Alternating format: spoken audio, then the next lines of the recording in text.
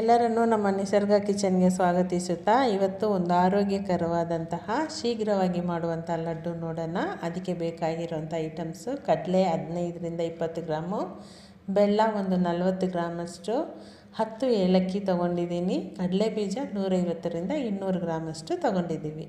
ಕಡಲೆ ಬೀಜನ ಹದವಾಗಿ ಹುರಿದು ನಾವು ಸಿಪ್ಪೆ ತೆಗೆದಿಟ್ಕೊಬೇಕು.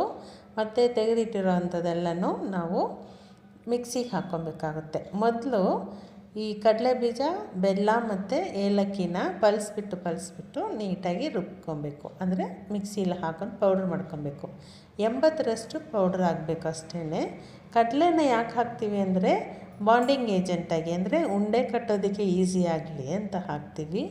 ಆಮೇಲೆ ಈಗ ಕಡಲೆ ಬೀಜವನ್ನು ಹಾಕಿ ಚೆನ್ನಾಗಿ ರುಬ್ಬಿ ತೊಗೊತೀವಿ. ನೋಡಿ, ಇವಾಗ ರುಬ್ಬಾಗಿದೆ.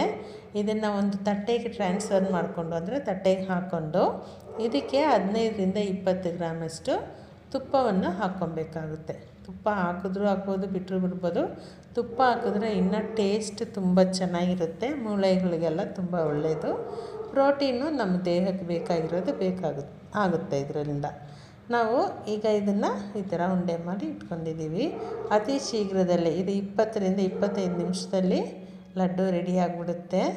ಈ ಥರ ಲಡ್ಡುನ ಮಾಡಿ ನಮ್ಮ ಮನೇಲಿರೋರಿಗೆಲ್ರಿಗೂ ಕೊಡ್ಬೋದು. ಆರೋಗ್ಯಕ್ಕೂ ಒಳ್ಳೆಯದು, ಕ್ಲಿಯರಾಗೂ ಇರುತ್ತೆ, ಫ್ರೆಶ್ ಆಗಿರುತ್ತೆ. ಆವಾಗಲೇ ಮಾಡಿ ಆವಾಗಲೇ ನಾವು ತಿನ್ಬೋದು.